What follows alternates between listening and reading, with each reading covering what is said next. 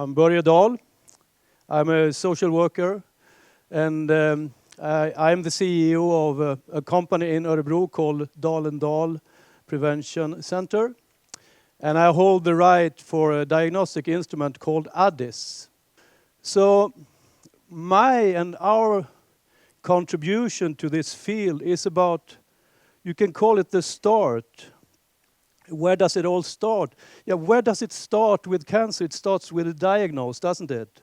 It doesn't start with a screen. You go to mammography, you know, and it's a positive result there. That doesn't mean that you go into surgery. The physician takes a biopsy, and then maybe surgery. But when it comes to addiction, I've seen people that has been sent to treatment after testing positive on audit or DUDIT. And that's not fair, because we know a lot about what creates the addiction. And our system, the ADDIS, Alcohol and Drug Diagnostic Instrument, is a Swedish interpretation of an American instrument called SUDS, Substance Use Disorder Diagnostic Schedule, formed by a man, a professor called Norman Hoffman, lives in North Carolina, and Patricia Harrison. It was translated into Swedish by an American woman called Lynn Wickstrom, and it came here in the late 80s. And so it's been around for some time. And what ADDIS do, and we have an ADDIS for the grown-ups, and we also have one for the adolescents. And the reason that we have one for the adolescents is that we don't want to overdiagnose kids, which is a big risk if we're using instruments that are built to be proper for adults. So ADDIS adolescence is for kids up to 20 years of age, from 13. And what it does is it operates the criteria that are created in the two big systems when it comes to diagnostic in the addiction field. You know, ICD-10, International Classification of Diseases, from WHO, and then DSM-5, Diagnostic and Statistical Manual of Mental Disorders, from American Psychiatric Association. So ADDIS is built upon both those criteria. And there's been quite a lot of talk about comorbidity here today. That's, of course, very interesting. Therefore, we have some of the issues that are strictly related to addiction, the addiction process, and into the comorbidity, the arena that we are screening in ADDIS. Otherwise, ADDIS is really focused on the relation to the substance. That's the only diagnostic instrument in Sweden that is really focused on the person's relationship to the substance. But we screen stress, and John talked a lot about stress. You know, the HPA Excel and you know, the anti-reward system and so on. So stress has a very big importance when it comes to addiction and to relapse and so on. PTSD, anxiety, depression, and gambling. We use the PGSI, the Problem Gaming Severity Index. And we also recently have developed together, or Norman Hoffman has given us, I must be honest, an instrument to diagnose gambling. Gambling when it comes to money gambling, so far. And it's on its way, and we're going to put it out in March, I hope, and it's going to be fully digitalized. And it's going to be the ones that are used to ADDIS are going to have an easy way to use it. So we see about that. When it comes to what we see as the thing about ADDIS, You can see it from the view of the patient, the interviewer or the researcher, and the manager.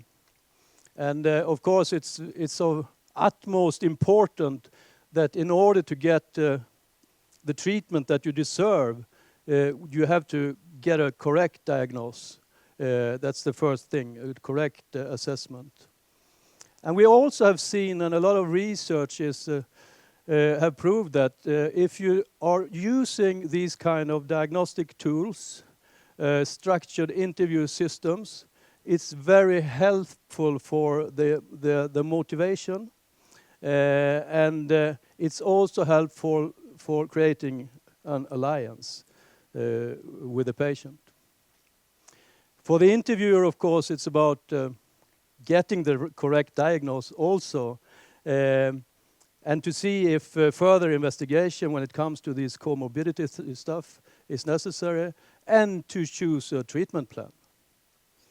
And for the manager, or for the one who is in top of the pile, this is really time and also resource saving to do a proper assessment as the first thing, and it's also a quality insurance.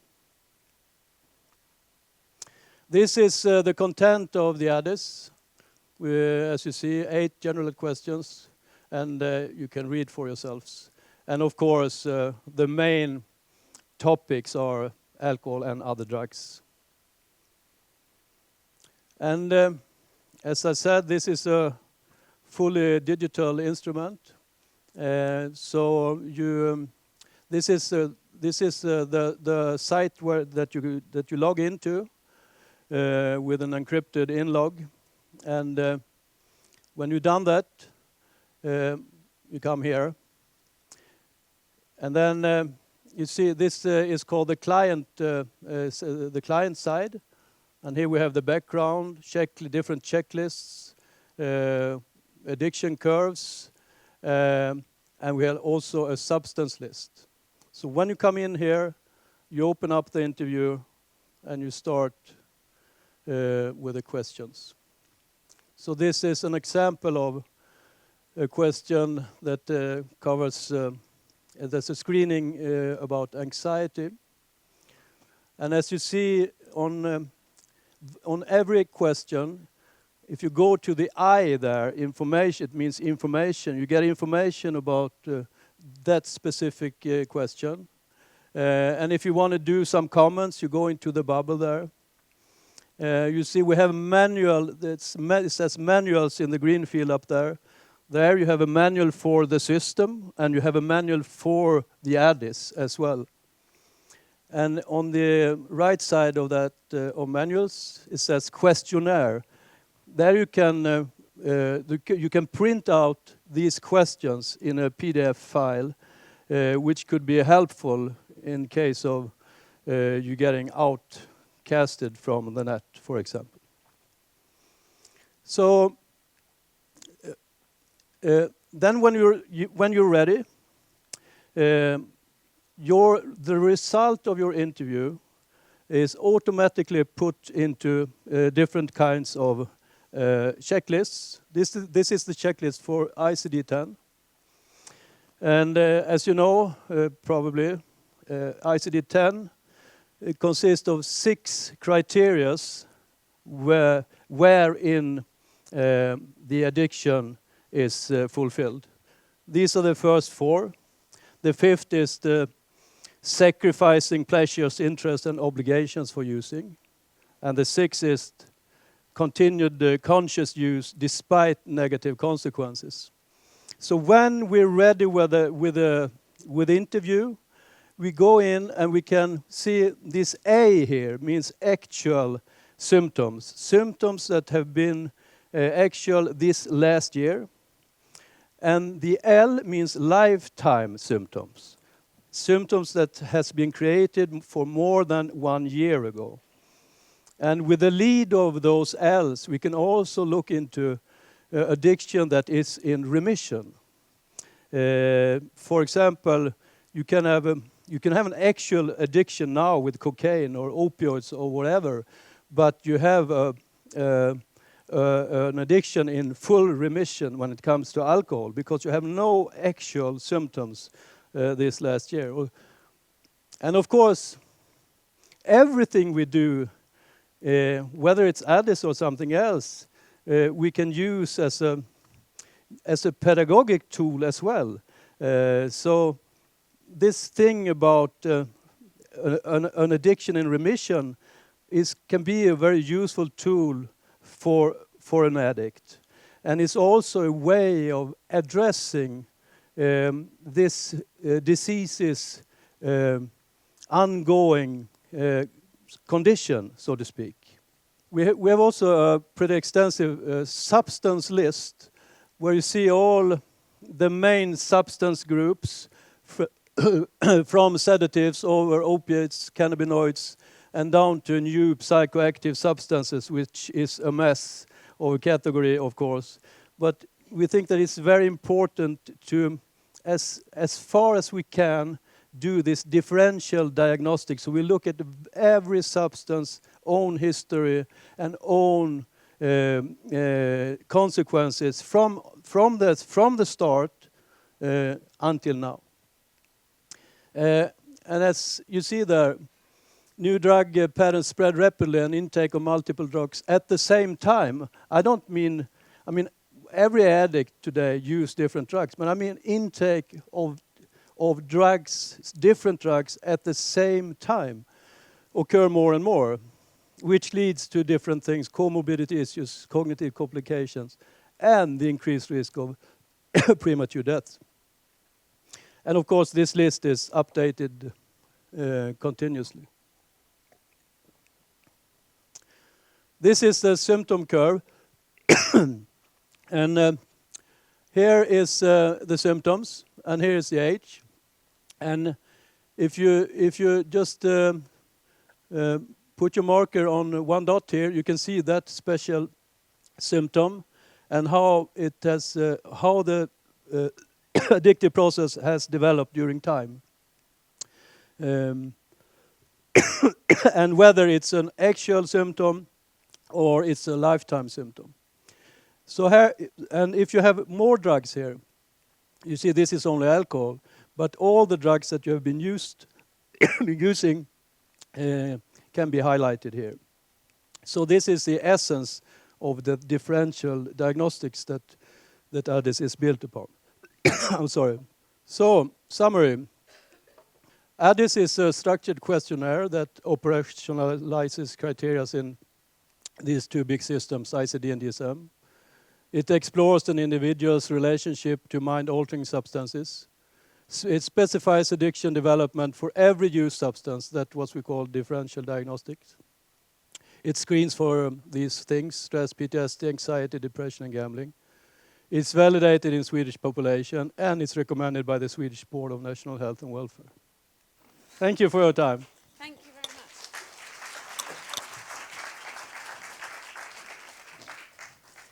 I think I just wanted to say thank you for what you're doing, and how you've made this your life ambition to keep people talking, to find new tools of ways to educate and to keep the dialogue so that we save more lives. And I think at the end of your biography, there's something about, to offer people freedom from slavery, and whether or not that's addiction or, human trafficking, whatever it is, it's the freedom from the slavery of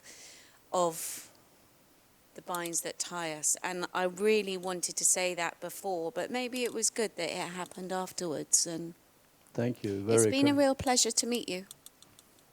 Thank you. The same. It's mutual.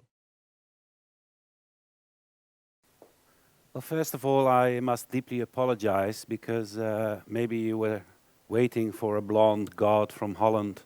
That was my colleague, Lucas Van Geffen.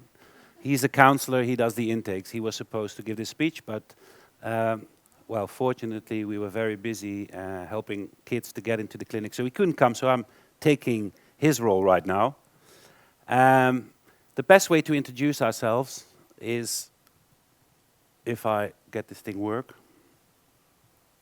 If you get the feeling that no one understands, no one really listens, and nobody can help, when all else fails, right then, we are there for you. Many of us at Yes We Can were at the same point you're at right now. We've been there, seen it, experienced it. We felt just as frustrated, just as misunderstood. So, like no other, we understand what you are going through. We can relate. We also felt like we didn't know what to do anymore, believed there was no way out. But, like the phoenix, we rose from our ashes, and so can you. The more respect you'll give yourself, the more respect you'll get. The more you're able to control the direction of your life, the more of a success you will make of it, the happier you will be. In the end, it all starts with you accepting your problems, with your commitment. Not to worry, we will be there for you, right by your side, listening and helping unconditionally. Put your trust in us so you can find the courage and willpower to really change. At Yes We Can Youth Clinics, we only have one major focus, that we are there for you, that we can help you get back on track.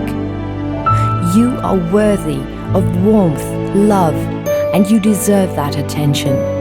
You deserve a future in which great things can happen, and you can make that happen.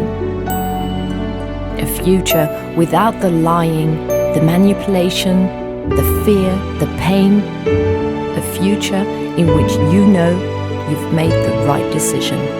Is all of this real? Yes, it is. Can we really help? Yes, we can.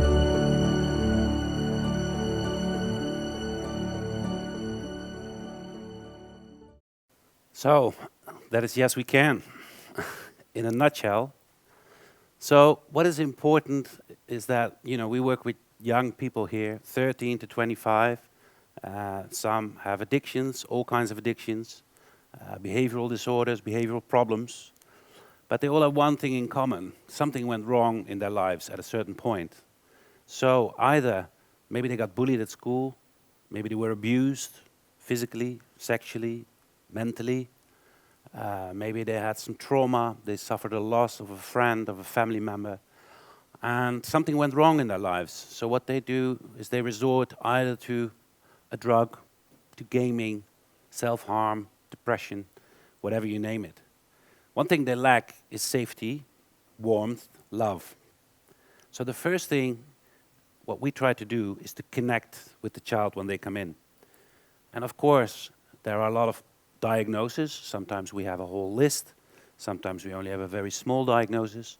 But the most important thing when you work with young people is to look them in the eye and to connect with them. It's important for young people to accept that they have a problem, and a lot of it is not caused by them. So what we see quite often, one of the slogans we use is when all else fails. So that means they've seen a psychiatrist sometimes, they've seen a psychologist, they've seen a counselor, sometimes even they've been in treatment. But what happens if somebody tells you, okay, son, what's your problem? How can I help? Young people think, I'm not the problem. You're the problem. My parents are the problem. The school is the problem. So what they do is shut down. When they shut down, you can't help them. So what you need to do is earn their trust, which is very difficult for a young person who doesn't trust anyone, because life showed them you can't trust anyone.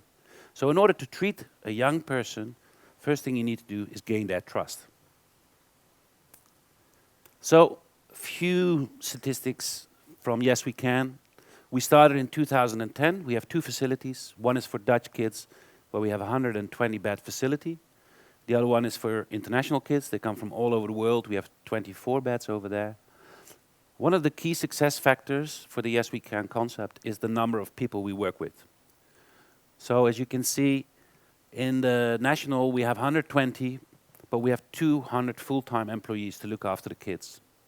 So on an average day, there are about 300 people walking in the facility. Because if you want to gain trust, you also have to give them attention, and they have to feel safe. So we work with a multidisciplinary team, and I hear it quite often, multidisciplinary, okay, we are multidisciplinary. What is multidisciplinary is not only working with psychiatrists, psychologists, counselors, but it's amongst them how they communicate about each individual. It's about communication on the individual treatment plan. It's about planning. It's about not having an ego, like I'm the psychiatrist, I know what's best for the kid. No, but I'm the psychologist, I really know what's good. And also in your professions, it's good to work together as a multidisciplinary team, even though you may be working on your own. But it's good to share information and not think you hold the key to success. So we help actually all kinds of disorders. I could see that disorders not otherwise specified are now taken out of the DSM-5. But we also do addictions, and in the Netherlands, number one obviously is marijuana, still probably because it's legal in a way. But the number two addiction in the Netherlands now is gaming. It even supersedes alcohol. Social network addiction, etc. And then we have the behavioral problems. I think practically all of the kids that come to us have a low self-esteem. So all of them think, I'm not worthy, nobody loves me, why am I here? Practically all of them are depressed, and a lot of them feel a lot of anxiety before they go into the clinic. Because they also think, okay, this clinic, these Dutch guys, can we trust them? So I'm going to go into the intake, which is an important part of our process. I'm going to do it in a second. What we do is it's 10-week treatment. It's a program from 7 in the morning till 11 in the evening. And they get 1 hour of therapy. It's about trauma. We do CBT, ACT, we do motivational interviewing, mindfulness, all that stuff. So each person gets 1 hour of therapy a day. And then they get 3 hours of counseling and 3 hours of sports. Because they also need to have fun, and they also need to release all the stress and anxiety and emotions. And they need to get fit sometimes. So sports and exercise is an important part of our program. Medical and pharma therapeutic treatment. I think 7 out of 10 of the kids that come to us are on medication. What we try to do is reduce it to 0 as soon as we can. And obviously that's overlooked by the psychiatrist. And sometimes, we reduce it a little bit. And in the end, we see that half of the kids leave the clinic unmedicated. Another important part of our program is the family program. It's mandatory. So I've heard it sometimes, the people say, we bring the kid, fix it, and we'll take it back after 10 weeks. No, we don't do that either. We say, okay, you have to go into a family program as well. And it's a counseling program. It's helping them, what does it mean to be codependent? What does it mean to enable your kid in what actually he or she is doing right now? And it's also resetting the family system. Another thing is bonding week. I will go into that a little bit later as well, because the first 5 weeks there's no contact with the child, not so whatsoever. The parents go into a separate program, kids go into a separate program. Then after in week 5 they meet each other, and it's called bonding day or no bullshit day, where it's kind of a resurrection of the family system. And that's when the kid comes clean with everything he or she has done. Maybe stole money from the grandmother or from the father. Maybe they took heroin instead of coke. Maybe they lost their virginity at the age of 13 and nobody knew about it. Anything that is deep inside and builds shame and guilt and all that stuff needs to come out. But also the parents have to come clean and have to share stuff that the kid maybe doesn't know about. And then we have aftercare. So aftercare is a very important part of the program. You can be there for 10 weeks, but the aftercare is probably equally as important, which is 12 weeks in the Netherlands, where we help them go back to school, find a job, etc. And they get some more counseling. So, acceptance and change. This is about the intake. So one of the things that we do different is when families come to us with the child, there's a lot of anxiety, there's a lot of frustration, is to calm down the person.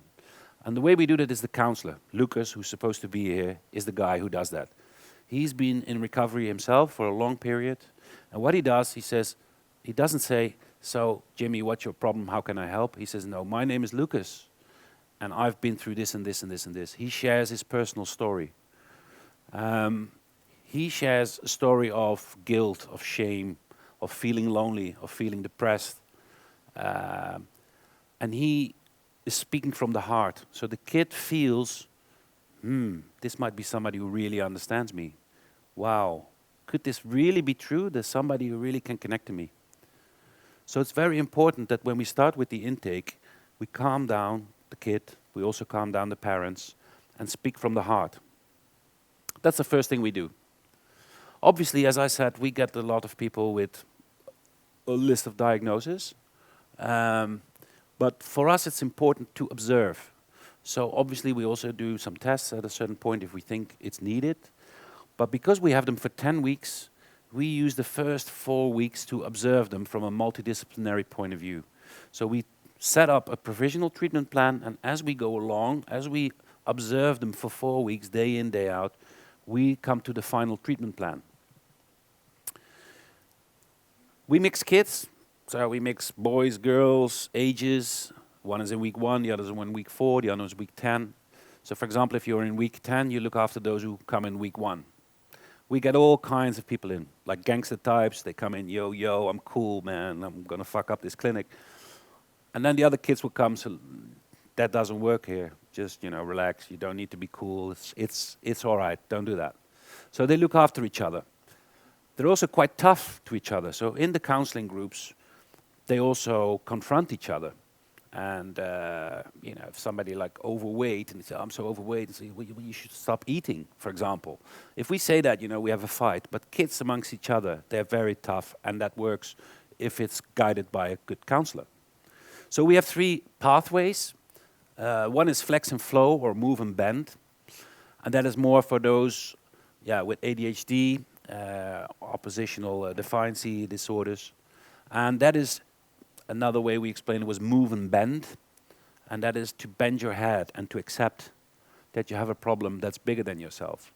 So we work with various models, and the other model that we use is the 12-step program, but we turn it into 10 actions. So we took out, amongst other things, the God particle. And one of the things, number 1, is to accept that you have a problem that's bigger than yourself and you need help. That's why we need the first 4 weeks, because we have kids sometimes, they sit with the therapist and they just look out of the window and they resist treatment. So the therapist also looks out of the window. And then they sit in counseling and they shut up and all these other kids are talking. But then at a certain point they see their roommate, because there are always 2 in a room, they make some friends, they see them make progress. And then all of a sudden they think, maybe it's wiser for me to start sharing. And then at a certain point they open up. And then we start treatment, because there's no point in pressing the treatment down the throat of the kid. This person needs time. One needs 1 day, the other one needs 3 days.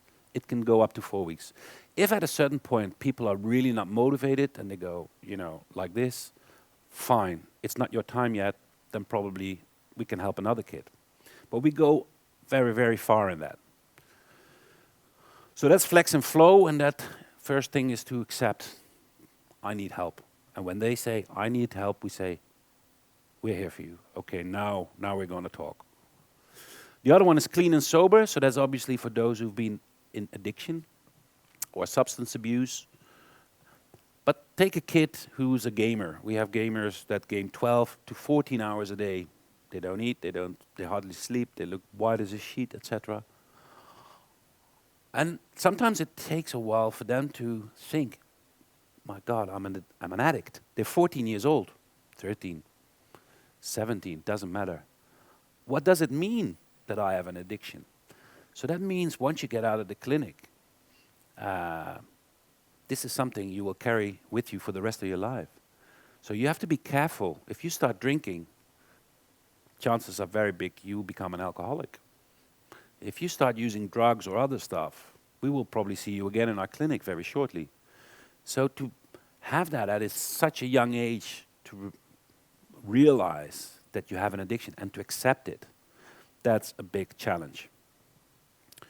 Self-confidence, that's the other care path we have.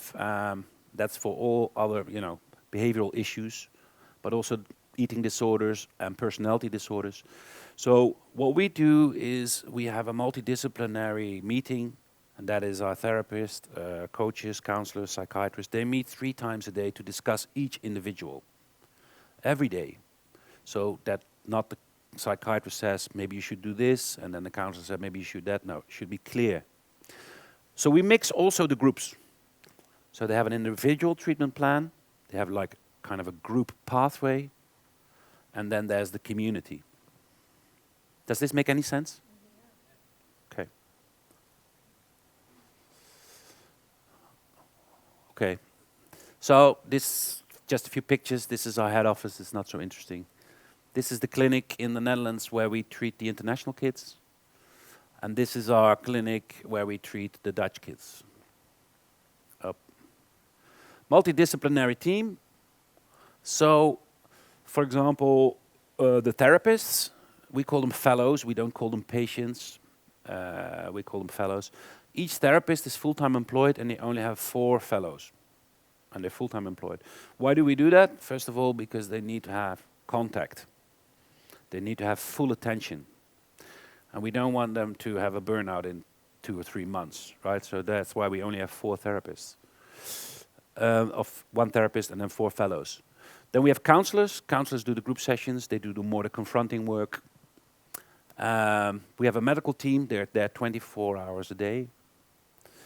And it all starts with the intake and the case management.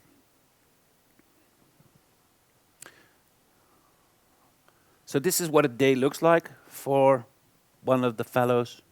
They have to get up in the morning, and that is like heavy stuff, right? Particularly for those who've not been going to school or, been bumming about. So what we don't do is we don't punish and we don't reward. So it's not like get out of bed, because if not, we don't give you food. Or if you get out of bed, we give you candy, whatever. No, they have to learn themselves to get out of bed. And they're usually helped by other fellows. So they've been punished enough in their lives, right? So what we try to do is create an environment where they feel safe enough to get out of bed. And in the end, in week 10, all of them are the first ones out, because they take pride in getting up early themselves. So they do morning gym. Don't think too much of it, but it is kind of an exercise. Then they have breakfast, organize independence and self-resilience. So they need some structure. We're not going in like military officers and check the rooms, but we check, is the room clean? Why don't you put your shoes like this? Why don't you make your cabinet, etc. And in the beginning, it's a mess, and then in the end, again, they'll take pride in it as well. There's a room check, and then the group sessions start. They also have a workbook, so every day they can write in their workbook what's going on in that day. Some more group sessions, spare time, then they have lunch, one-on-one, or they have a small activity. At a certain point, dinner, some spare time. And as you can see, there's not that much spare time. I think altogether maybe 3 times half an hour. And that's another thing when you work with young people, particularly in a residential setting, you can't give them too much spare time. Like, let's say the Sunday is a free day, they would break down the clinic. Or they would fall back into bad old behavior very quickly. So you need to keep them occupied and busy. We don't have internet, we don't have phones. So in the beginning, oh my God, no phone, I'm gonna die. It's gonna be terrible. But after day 2 or 3, they don't even realize they don't have a phone, which would be great for our society. If sometimes we have a phoneless week or an internetless week. So in the community, there is no phone, there's no internet. And in day 2, 3, they love it. They have psychoeducation, so we don't do math or we don't do geography, because what they need to learn is life skills. But what we do is psychoeducation, so we get somebody in to speak about addiction or a disorder. Then, closing of the day, they're all together, they share what happened that day, and then they go to bed. and lights off at 11. And that every day, 7 days, 10 weeks. Very shortly, I'm almost there.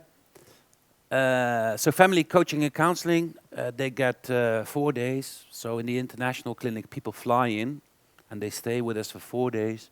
And then we help them indeed to unravel the complicated family system, but also to help them and show them what's going on in the family. Aftercare, as I said, is just equally important. It's one of the reasons also why we're here in Sweden and in other countries, because we want to set up partnerships with people that when they go back, you know, they stay in the Netherlands for a certain period, but then they go back. And aftercare is very important when you want to stay in recovery. In the Netherlands, we're very fortunate because there we have treated 3,000 kids, so there we have our own fellowship. Sometimes we have a recovery coach on demand, so that means they fly back to the family and help them integrate back into school, work, etc. So, our strength, but it should be the strength of any person in the industry, if you may call it that. Unconditional warmth. It doesn't matter where you come from, it doesn't matter what you've done, you're here now, so we're going to help you.